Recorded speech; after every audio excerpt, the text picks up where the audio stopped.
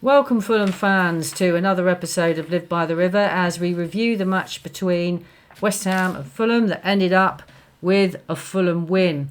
And we went into this match with a lot of trepidation because West Ham have won the last 6 out of the 7 at home matches that they had against Fulham. So I went into this match, especially with our sort of 3 very important Nigerian players not there.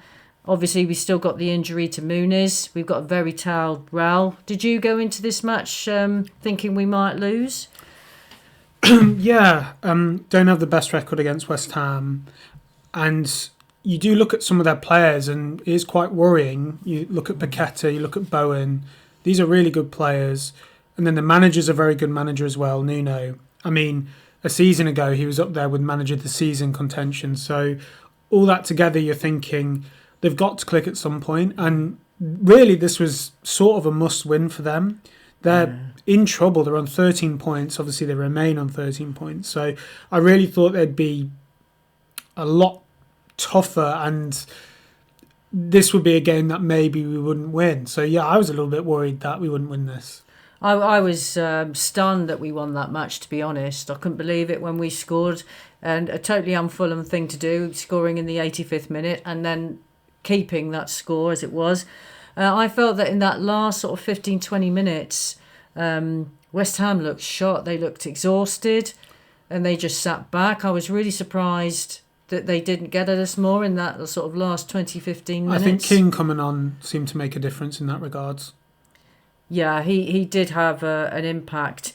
Again, Kevin not making the impact that we felt he might have. Is he really developing into the role that we hoped he would have? No, not after the cameo against Leeds. I think it's fair to say we were expecting a lot higher ceiling than this. Certainly more goal involvements. It doesn't seem to be that he has any confidence in front of goal. It's funny as well because I think since the loss of our key players to AFCON and, as you said, Muni's injury, I think Silva's really focusing a lot more on defence and control. I think we saw that in the game against Forest. You know, when we scored that goal, he brought Kearney on and it was about slowing the game down, frustrating Nottingham Forest. I think we saw something similar against West Ham where I think with the Berger Lukic midfield and Cuenca instead of Bassi, we really seem to be focusing on being defensive a lot more than the kind of reckless abandon that we're used to seeing with Silva, which is great, which has got us some absolutely unbelievable results and great league finishes. But it's nice to see that we can really grind out these performances. You would say, you know, West Ham, Forest and Burnley, those are games where they are below us, but those were the sort of games in previous seasons where we would actually slip up in. So in a way, it's nice to see us grind them out, and there's a few key performers in that as well. Well, again, another really promising performance by Cuenca. I mean, there was one moment where, and again, I was really surprised that Callum Wilson, wasn't on for the entire match. They didn't have a striker, did they? Was it like a false number 9 for they've done Paqueta? that before against us with Paqueta, who obviously is a very good player. Yeah. But, yeah, it seemed a strange move.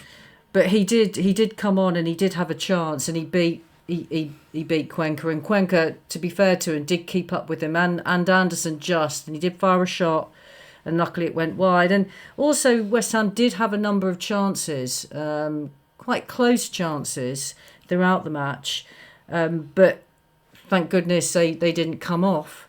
And I think, you know, when your luck's, you know, out, it seems, and we've been in this position before, that nothing seems to fall for you. And I think West Ham seem to be going through what we've gone through quite a number of times in our history. And I think overall, though, Cuenca is really kind of shaping up to be such, not just a really solid defender, but also a really likeable Fulham player. Like, he really seems to enjoy playing.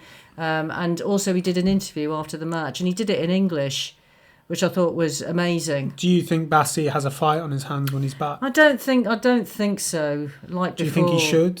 I think there should be a bit of a fight. Well, because we thought that when Cuenca came in against Arsenal and we were very solid that game, and then the very next game was against Newcastle, the first time we played him this season, and Bassi was in, and Bassi had a really tough game. Yeah, he had a bad and one, we were all yeah. a bit surprised by that. So if this clean sheet run keeps up, I mean, we've got Palace next, where they always seem to be.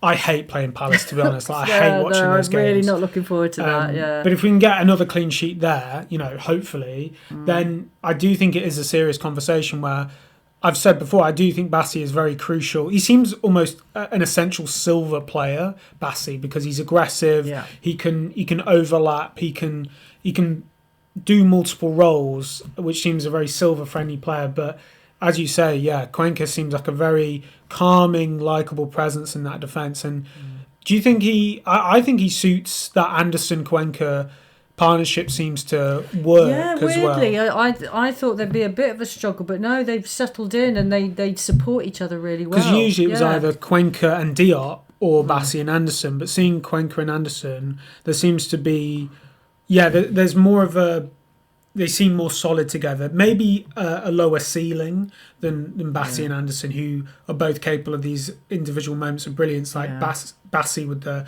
overlapping runs and the occasional marauding into the opponent's half, and then Anderson obviously with the long balls. But Cuenca just seems a very calming presence, and even if he is just the understudy, which probably isn't fair, we know we have a very good one. Definitely. And just to sort of illustrate that, there was a point where Scholes did this really lovely through ball to Bowen, and Bowen mistimed it. He should have kept on side, but he did. He was just offside. Anyway, nobody knew that, and Cuenca ran after him and just did enough to make it more difficult for Bowen to unleash the shot that he did unleash, but Leno saved it. Yeah. And also I think Leno did do quite a number of good saves in that match. So I think he's actually had a couple of really good matches against Forest and now against West Ham, where he did make some really pivotal saves. So I think, it's a really good sign that Cuenca doesn't give up. He was beaten by Wilson, but he didn't give up. He managed to keep up with Bowen when Bowen was, legging it down and could have scored. But like I say, that one was offside. Also, what was hilarious in that game was the Paqueta incident, where Kevin literally just brushed him and he fell down in simulation, and nobody spotted it apart from I think Sky TV, and they got a free kick, and also there was a chance Somerville had a really good chance, and Magessa, it just went through his legs, but these things, all teams have these days where whatever you do you can't seem to score, thankfully for us. Also, we had a better XG than West Ham. So West Ham's was 0.89 and ours was 1.27. We had 5 shots on target to their 2. And total touches inside the opposition box, ours was 35 and theirs was 27. So I know the narrative is that West Ham kind of had all these chances and they should have beaten us because, I think, quote, Fulham were rubbish. End quote. But if you do look at the whole, I mean, we did have a number of chances ourselves. If you remember, Wilson hit that really fine shot, and Ariola did a really good save. Yeah. Do you think it's fair to say that the main difference is we just have players on form and they don't? I know that seems like an oversimplification, but Wilson really is playing the football of his career at the moment, and it's similar to the assist he got against Burnley. It was actually a really thoughtful assist from Wilson where he could have just smashed it back in, that a lot of players would have done. I dare say maybe Kevin would have probably done this.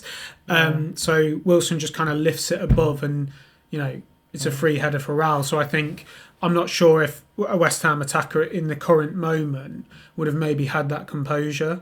So maybe it's just that's the difference at the moment. I think, and then Jimenez always seems to score against West Ham. Obviously, with his career with Wolves, I think he did. Obviously, the last game was a penalty, but this is the first time he scored in consecutive games this season. I believe it's his 4th goal in 17 Premier League appearances, which isn't a great return. But we have seen in previous seasons with Raul, he is a little bit of a patch player.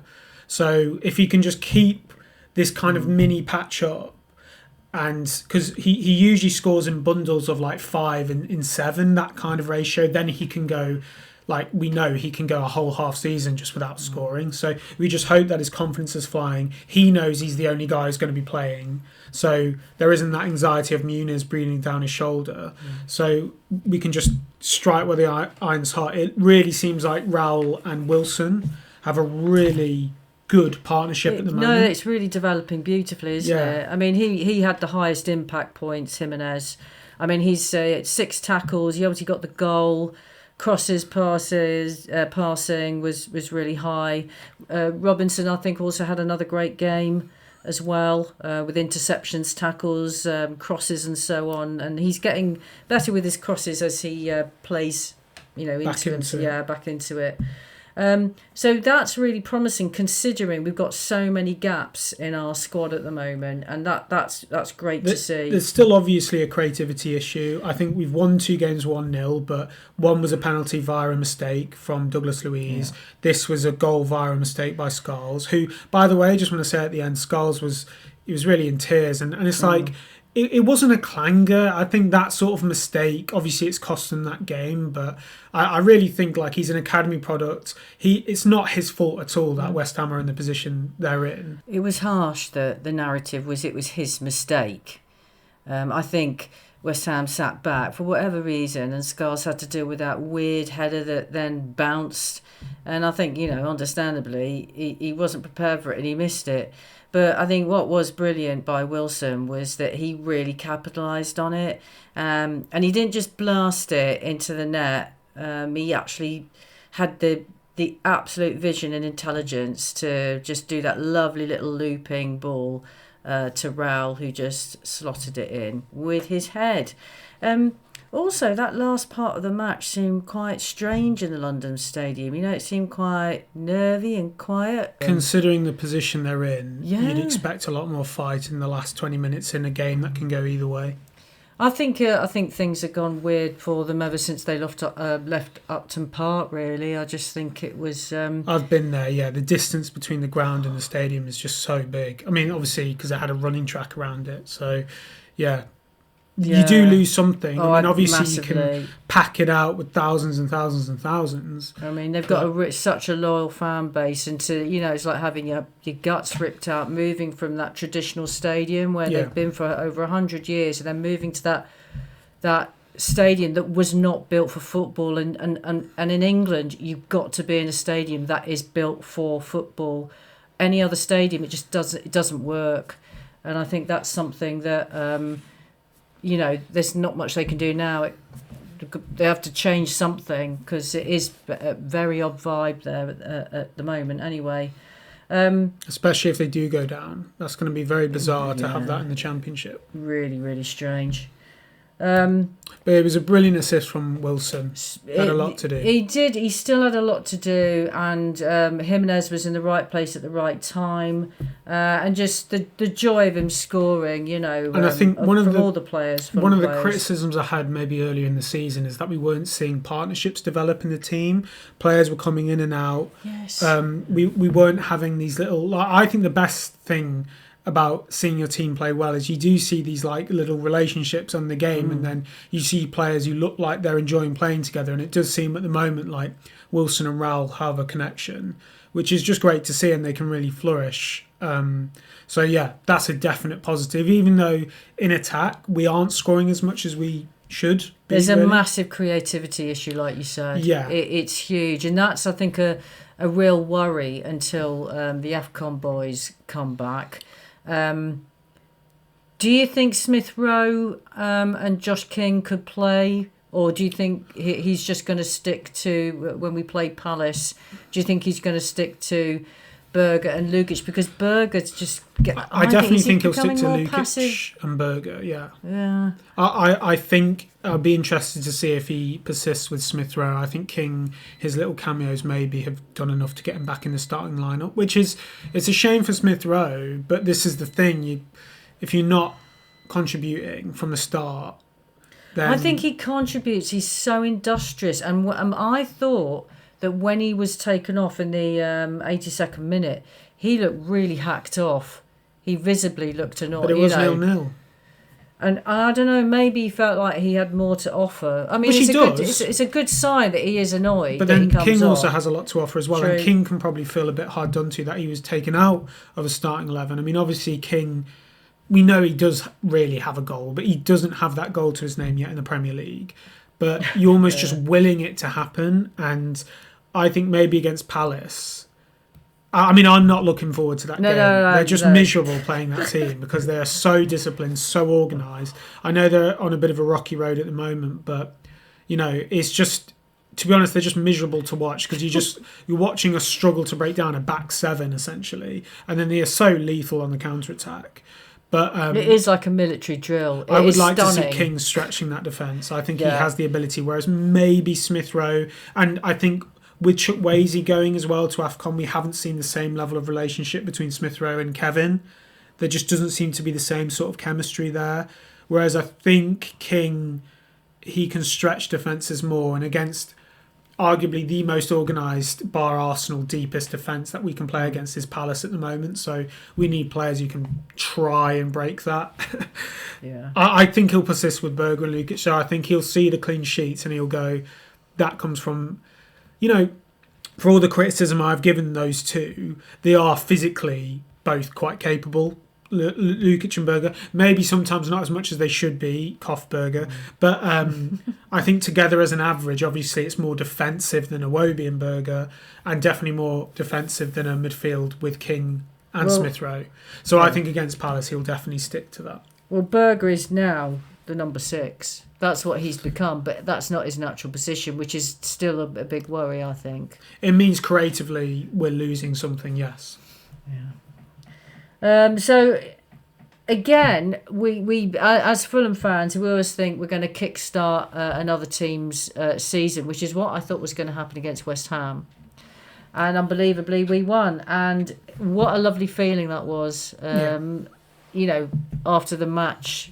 Just, you know, forgetting the... And then, oh, God, yeah, we actually won that. Well, suddenly you look at the table and we're above Bournemouth, who in the first month of the season, or first few months of the season, were in the top 4. We're mid-table, we're 10th. I know there are teams that still have to play, but it really is odd considering we were looking over our shoulder basically up until last week. So... You know, it's a testament to Silva. It's a testament to the players that are out there who are still playing, and they. To be fair to those players, they've shown tenacity. They haven't given up because we are. I mean, I was so negative. I was really, really believing that once the Nigerian lads had gone, that was going to kind of be pretty dumb. And especially against Forest and West Ham, who are really scraping at the moment, who really probably feel hard done to, and we shouldn't be in this position. It would be easy to be sort of outfought by those teams, but we haven't. We've really dug in, and I think that absolutely. I think the way that other you know, the pundits and other fans talk about us, it's very easy to believe that narrative, which may well be true. But the idea that, you know, oh God, we should have beaten Fulham, you know, they're crap, that kind of thing, and I think sometimes you kind of fall into that too, and it's so great that our team have actually held out, and we've had pieces of luck, but don't forget we didn't have it at the beginning of the season where we were dealt so many bad kind of calls, so that's really brilliant, and you know, we just got to believe in ourselves a bit more. And not always be, apologising for being a Fulham fan. So, I do think we're probably not going to do very well against Palace because they're our real bogey team. But I tell you what, I wouldn't mind losing if Josh King scores. What about that as a payoff? Yeah. Yeah, I just want Josh King to score. To be honest, part of me is glad to get it over so we don't have to watch us play Palace again. I just want it over and done with, absolutely. They're just a miserable team to play against. Which is good from them. Like, you want to be a miserable team to play against, cool. But they're just horrible games to watch. Yeah. Right, Fulham fans, so thank you so much for listening, and do join us for our next review, and take care.